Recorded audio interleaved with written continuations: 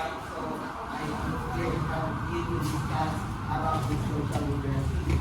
As you can see here in front, I have a traffic organizer, and I will divide the class into four. The first and the second row is group 1, the third and the fourth row is group 2, 3, and 4. So here's the instruction. Each group must provide at least two or 2 to 3 words that is associated with this word social literacy. Then you will be given at least 1 minute to explain why is that word is associated or considered as connected to this word social literacy. You will be given 1 to 2 minutes for a group discussion. Try it now.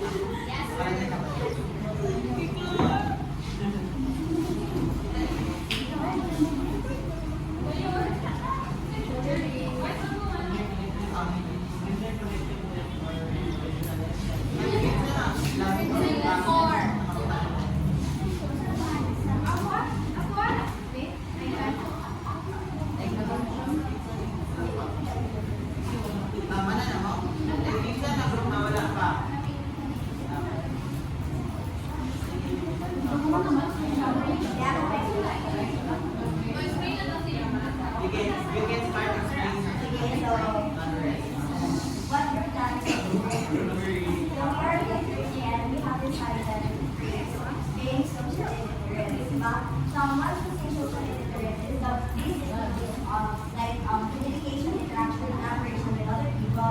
Being literate, you are able to have the characteristics wherein you are able to empathize, to have active listening, to have communication skills and others. What I shall like is social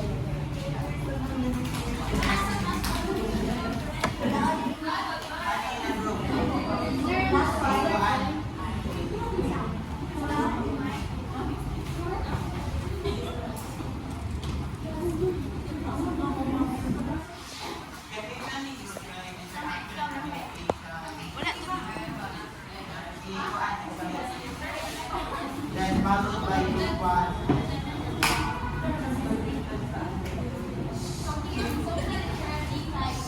It involves interaction with other people, communication, of course, and lastly, the collaboration. Group 1.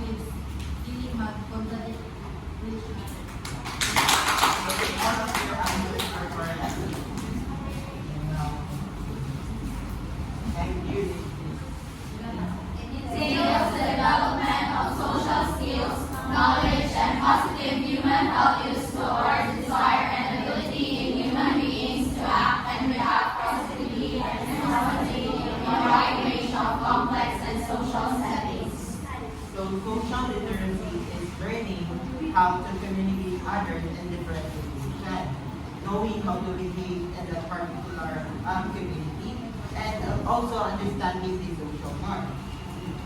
It's not just about having good manners itself, but also to know or being aware of your actions, to your actions, no, di ba?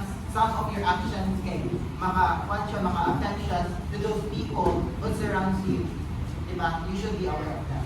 And also, know you are able to handle in complex situations like having a disagreement or having a group activity.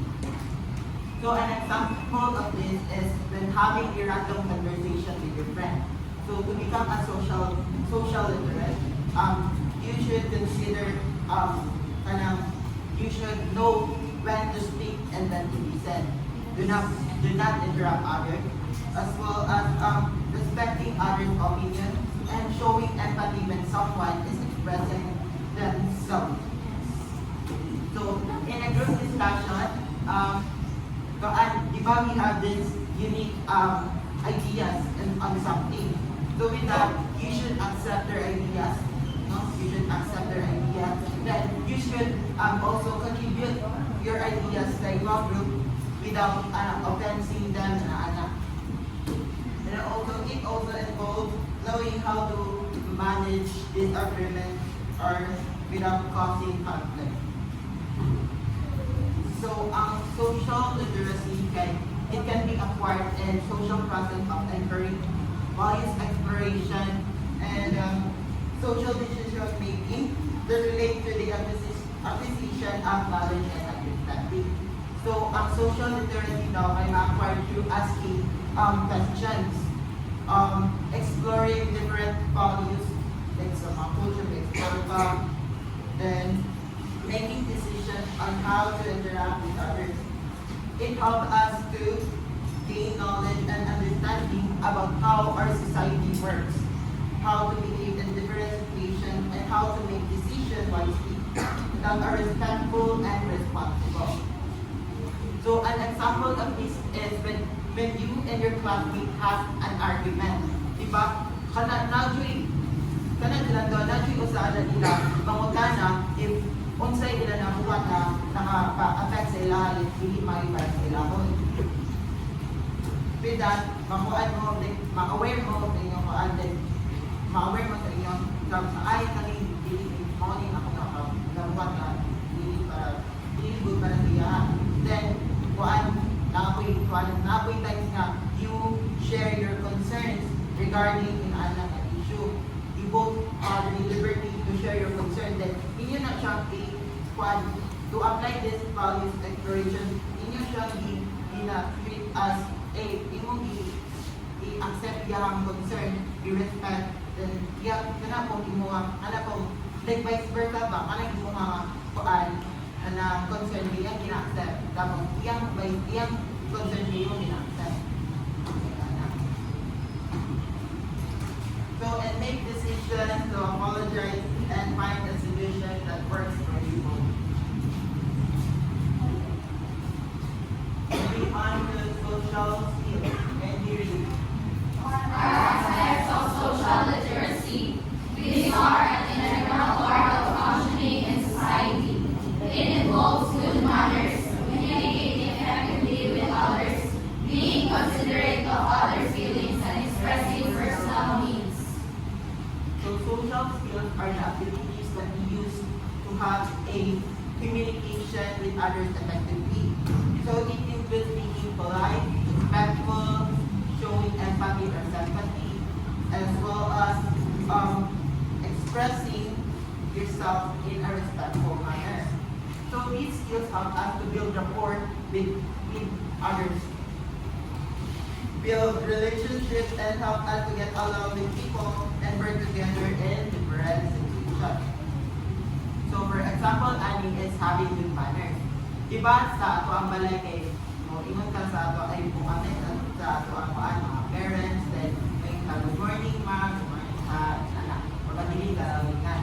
Dili lang ito sa balay ninyo na gina-apply, pero gina-apply ko na siya in different places, kaya sa school, Diba, you greet your professors, then professors greet you, professors greet your superiors,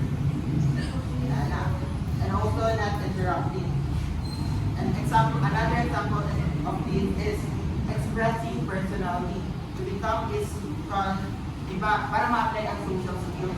When you express personality, when someone asks your help, diba kadalasan mutabang ka, pero there are times na kanang kuan sige na siya pangayon tapang. Then mo to feeling mo kay hindi mo patience kinaburot na ba. Then kuan like ma-brand na ko ba masintahan na sila, masintahan nila. La ikaw na pipagimo kay kuan kapoy na kayo ana. So that is not considered as an social skill. However, na ay alternative way to do that one. Example, alam, pasensya kayo kay kuan na lang dili ko na makatabang mo sa pagkakaroon ginabuboy ako ang ating manon nabuboy kuan na.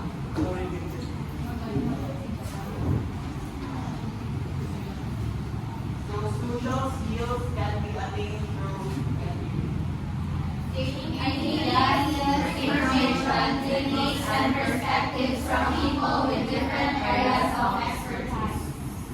Providing their own perspective for the benefit of others, accomplishing tasks and working together towards shared goals, providing mutual support for difficult situations.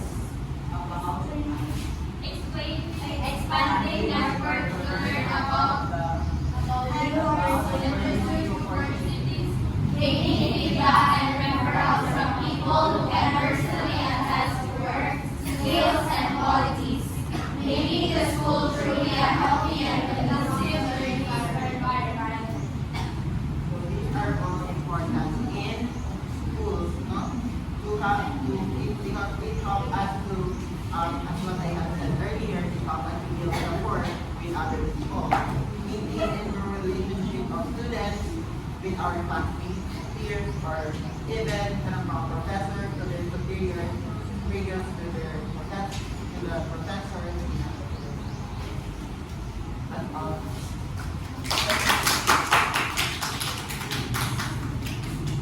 So there are many types of social skills that teachers can demonstrate among students to attain a harmonious relationship with them.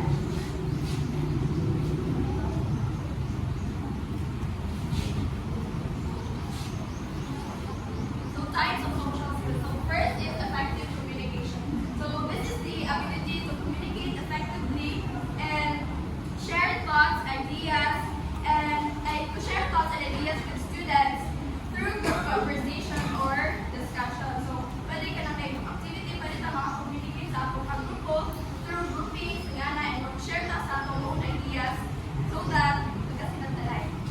So next is conflict resolution. So conflict resolution is the ability to get the source of problem and find a workable solution by weighing both sides.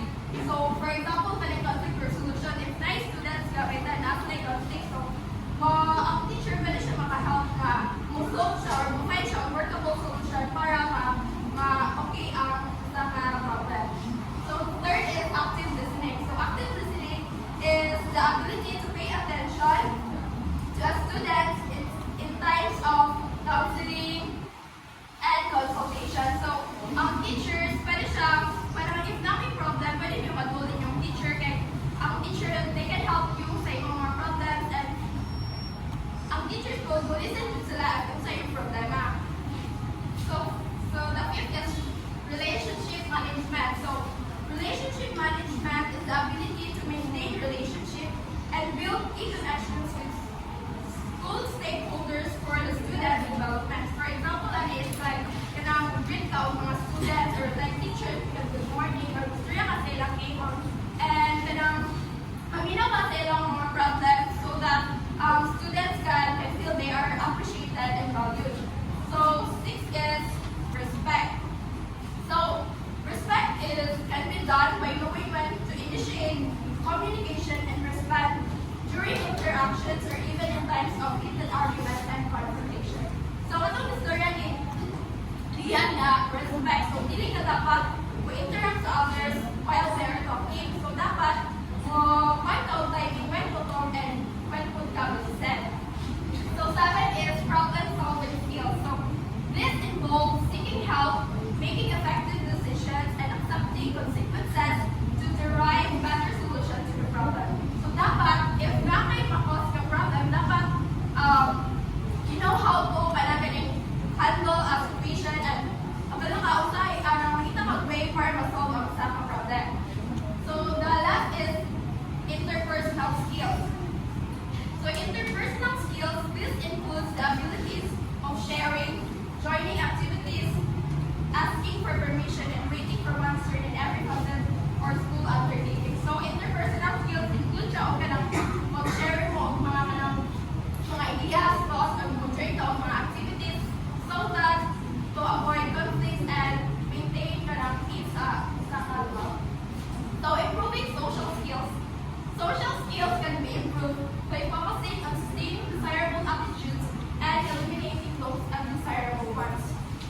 So, in addition, one may also consider maintaining eye contact, using proper body language, knowing the difference between being aggressive and being assertive, selecting effective communication channels. So, di ba, if mag-istorya ka sa usa ka tao, dapat imong i-consider available nga communication channel sa usa ka tao. For example, kanang i-chika sa imong classmate. So, what if daw wala siya connection? So, dapat imong i-consider yung available nga kanang mag-TikTok, mag-anak with each other.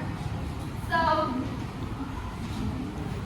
the next is emotional and education.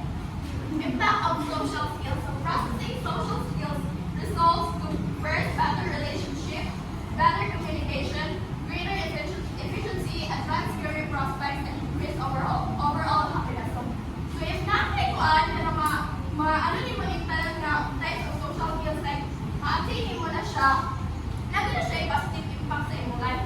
Hindi lang sa imong life, but sa imong mga people around you. So, emotional intelligence. So, Goleman defines emotional intelligence as the ability to recognize, understand, and manage own emotions, and recognize, understand, and influence the emotions of others. So, emotional intelligence can bring maintaining a healthy relationship and purposeful relationship with others that best depict a socially literate person. So, if kanang nakay emotional intelligence, makasabot ka sa imong mga kanang batiyo sa imong mga classmates or kanang people around you. There are some people lang kay indot kang buan sensitive kay kaning ana dito okay ni ana pero dula sila kasabot na wala kay emotional intelligence dili ka kasabot ni ana. So dapat same office of sa katao kay if you're in their situation makasabot ka kay ana sila. So emotional intelligence is being aware that emotion can drive behavior and impact people positively and negatively. So not siya impact negatively or positively. So, learning how to manage your emotions, especially in terms of giving and receiving feedback. So, when giving and receiving feedback, dapat po makasabot ka or like, kanagaling there sometimes ka, like mga naka-relate po ni Ana dito kay kanagaling nakaagi na ka ni Ana kasi picture or experience ni mo nga. Kanagaling masabdan ko nilangan ng anak ka. And meeting right deadlines, dealing with challenging relationships, not having enough resources, dealing with change and experiencing setbacks and failures. So, hindi naman dyan na ano man dyan ang mga failures sa atong life. So, kailangan mo, masabdan mo na ito akong mga classmates or anong mga people na naas akong palipod nga. Dili sa tanang panahon, na nag-okay na ako sige sa taas. There are times na naan yung tatire. So, dapat na may emotional intelligence so that you can create harmonious and purposeful relationship with others.